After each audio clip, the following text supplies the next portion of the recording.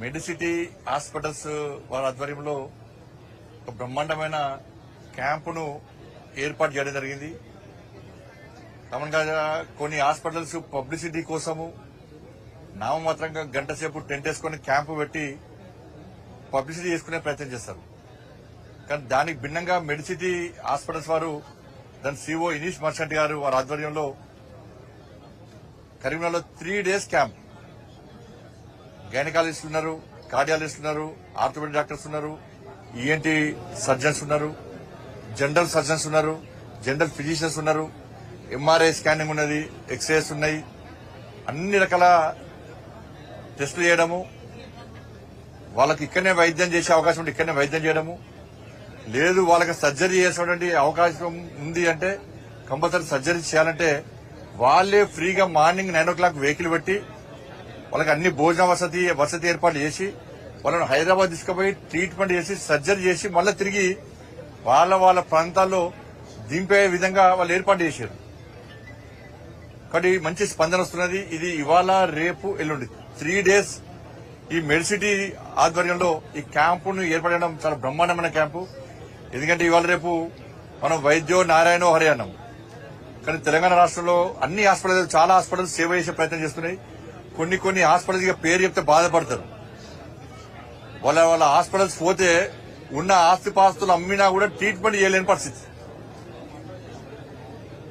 మామూలుగా blood test, urine test అన్ని చేసుకుంటేనే, ఎక్స్రే తీసుకుంటేనే, హెల్త్ చెకప్ చేసుకుంటేనే ₹1,00,000 అవుతాయి, ₹1,00,000 అవుతాయి. ఇక వైద్యం పోతే 15 లక్షలు 20 లక్షలు తక్కువ లేదు.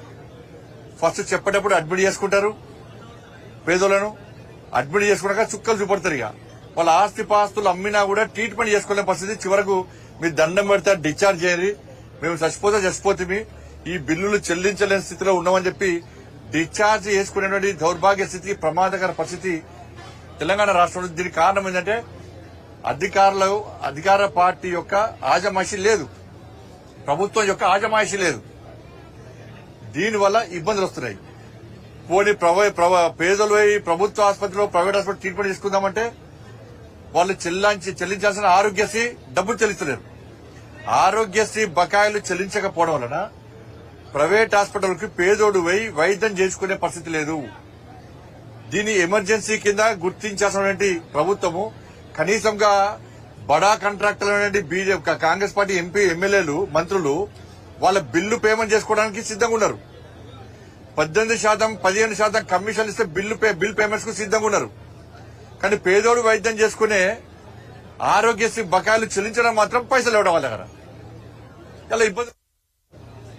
ఇలా కేంద్ర ప్రభుత్వము దేశవ్యాప్తంగా ఆయుష్మాన్ భారత్ ను, నరేంద్ర మోడీ గారి ప్రభుత్వం ఆయుష్మాన్ భారత్ ను అమలు చేస్తా ఉన్నది.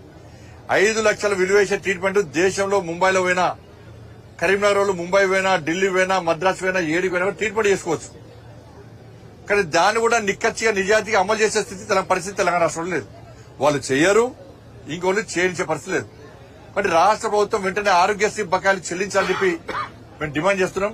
అందుకే భారతీయ జనతా పార్టీ ప్రభుత్వం వస్తే విద్యా వైద్యానికి ప్రాధాన్యత ఇస్తామని చెప్పినాం. భారతీయ జనతా పార్టీ ప్రభుత్వం వస్తే నిబంధనలకు అనుగుణంగా అర్హులైన వ్యక్తులందరూ కూడా ఉచిత వైద్యం, ఉచిత విద్య అందిస్తామని చెప్పి ప్రామిస్ చేస్తాం. మా ప్రభుత్వం నెక్స్ట్ రావడానికి సిద్ధంగా ఉంది. తెలంగాణ రాష్ట్రంలో మా ప్రభుత్వం ఏర్పడే వెంటనే ఉచిత విద్య, ఉచిత వైద్యం పక్కా అందిస్తాం. దాంతోపాటు రాత్రి కురిసినటువంటి వడగళ్ల వానల వల్ల తెలంగాణ రాష్ట్రంలో అనేక ప్రాంతాలు అతలకుతలమైనవి. ముఖ్యంగా రైతాంగం అంతా నష్టపోయింది. దానిలో ముఖ్యంగా ఉమ్మడి కరీంనగర్ జిల్లా, ఉమ్మడి మెదక్ జిల్లా, ఉమ్మడి ఆదిలాబాద్ జిల్లాలో తీవ్ర నష్టం జరిగింది. మొత్తం పంటలన్నీ సర్వనాశనం అయిపోయినాయి. వరి గాని, పత్తి గాని, మామిడి గాని మొత్తం కనీసం చేతికి రాకుండా ఇవాళ మొత్తం చాలా ఇబ్బంది పడే పరిస్థితి, రైతులు ఇబ్బంది పడే పరిస్థితి వచ్చింది. ఇలా ఎక్కడికక్కడ రైతులు హరిగోసపడుతున్నారు, ఏడుస్తున్నారు రైతులందరూ కూడా. కాబట్టి అనుకోకుండా వచ్చిన విపత్తు కావచ్చు, అనుకోకుండా వచ్చిన అకాల వర్షాలు, వడగల వానలు కావచ్చు. కానీ ప్రభుత్వం వాళ్ళు ఆదుకోవాల్సిన అవసరం ఉంది. ఎందుకంటే 10 సంవత్సరాల కేసీఆర్ పాలనలో అకాల వర్షాల వల్ల, వడగళ్ల వాన వల్ల ఇదే చామనపల్లి, ఇప్పుడు మనం ఉన్న చామనపల్లికి పోయినసారి నేను వచ్చి చూసిపోయినా కేసీఆర్ ప్రభుత్వంలో అకాల వర్షాలు నష్టపోతే ఎకరాలకు ఎకరాలు కుటుంబాలు నష్టపోతాం రోడ్ల మీద పడ్డారు. వాళ్ళ జీవితాలు మొత్తం నష్టమైపోయినాయి. కేసీఆర్ అనే వ్యక్తి తుపాగ్రామీ టోపీ పెట్టుకున్నాడు, చేతిలో కట్ట పట్టుకున్నాడు, వచ్చి రేపే 10,000 రూపాయలు ఇస్తాడు. పోయిండు లాపత్తలు కూడా అడే వీకెండ్ హెలికాప్టర్లు వచ్చి అడే వీకెండ్ రాలేగా. కేసీఆర్ గుణపాఠం చెప్పారు. 10 సంవత్సరాల్లో ఏ ఒక్క రైతుకు నష్టమైన రైతుకు ఒక్క రూపాయి ఇచ్చిన దాఖలలో కేసీఆర్ ప్రభుత్వంలో. మరి ఈ ప్రభుత్వం వచ్చి 15 నెలలైంది, 16 నెలలైంది. రైతులను ఆదుకునే దాఖలాలు లేవు. ఇవాళ ఇప్పుడు వడగళ్ల వాన వల్ల నష్టపోయిన రైతులకు రాత్రి ఉరుములు మెరుతుందో మొత్తం నష్టపోయారు. రాష్ట్ర ప్రభుత్వం యుద్ధ ప్రాతిపదికన వెంటనే దీని మీద వాళ్ళకి నష్టపరిహారం ఇవ్వాలి. రైతులు నష్టపోకుండా చూడాలి, వాళ్ళని ఆదుకునే విధంగా ప్రయత్నం చేయాలి, వాళ్ళని సంతోషపెట్టాలి. మళ్ళీ ఈ పేరుతోని మీరు సర్వే చేయండి, నివేదికలు తెప్పించుకోండి, ఇబ్బంది లేదు. కానీ ఏదంటే ఈ కాంగ్రెస్ పార్టీ కేసీఆర్ ఎట్లా చేసిండు గట్టిగా చేస్తున్నారు. కేసీఆర్ ఏం చేసిండు? సమీక్షల పేరుతోని, సర్వేల పేరుతోని, నివేదికల పేరుతోని టైంపాస్ చేసి ఈ పంట అయిపోయినాక నెక్స్ట్ పంట వేసుకునే దాకా ఏం రూపాయి చేయలే. రైతులు చేసారు, పాత నష్టం మర్చిపోయారు. ఇక సరే ఈసారైనా నష్టాన్ని మనం నివారించుకుందామని చెప్పి మళ్ళీ పంట వేసుకున్నారు. ఈ ప్రభుత్వం అదే చేస్తుంది. ఇప్పుడు చూడండి, ఇక నేను వెంటనే ప్రభుత్వం డిమాండ్ చేస్తున్నా, మీరు వారం రోజుల పాట నివేదిక తెప్పించుకోండి, మీరు సమీక్ష చేయండి, సర్వేలు తెప్పించుకోండి. వారం రోజుల పాట నష్టపోయిన రైతులను ఆదుకోవాల్సిన బాధ్యత వాళ్ళ రాష్ట్ర ప్రభుత్వం మీద ఉంది.